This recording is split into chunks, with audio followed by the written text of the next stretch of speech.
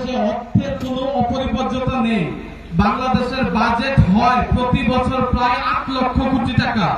তো আমাদের বাংলাদেশের 64 জেলা ও 10টি মহানগরে যদি আমরা সেই বাজেটকে সুষম বন্টন করি তাহলে দেখা যায় আমাদের প্রতিটি জেলায় বাজেট পড়ে প্রায় 10,000 কোটি টাকা। যদি নরসিংদী জেলার বাজেট 10,000 কোটি টাকা হয় তাহলে নরসিংদী জেলার ভিতরে এমন কোনো উন্নয়ন কাজ নেই যেটা করা যাবে না।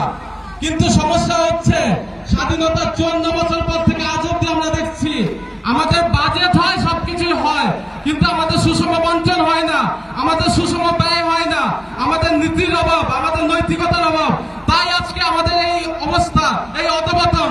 যদি নরসিংদী জেলায় 10,000 কোটি টাকাকে আমরা সুষম বন্টন করতে পারি তাহলে নরসিংদী জেলায় বিগত 54 বছর যে উন্নয়ন হয় নাই তার থেকে বেশি উন্নয়ন একটি বছরে করা সম্ভব। আর সেই জন্যই জাতীয় পার্টি প্রয়োজন। সুষম বন্টন যদি করতে হয় একজন পবিত্র অভিভাবকের কোনো বিকল্প নেই। সেই অভিভাবকই হচ্ছেন জাতীয় পার্টির মহামান্য চেয়ারম্যান মহোদয়। সেই অভিভাবকই হচ্ছেন বৈষম্য মুক্তের কথা তো সবাই বলে, বৈষম্যহীন অর্থনীতির ধারক ও বাহক সুফি ইকোনমিক্সের প্রবর্তক ডক্টর সায়েম আমির ফয়সাল মুজাদ্দিদি, যিনি বাংলাদেশের যুব সমাজ, ছাত্র সমাজ এবং বাংলাদেশের সকল জনগণকে অর্থনৈতিকভাবে মুক্তির জন্য কাজ করে যাচ্ছেন। একটি বিষয় না বললেই নয়, বাংলাদেশে যে পরিমাণ অর্থ আছে কিন্তু দেখা যায় শতকরা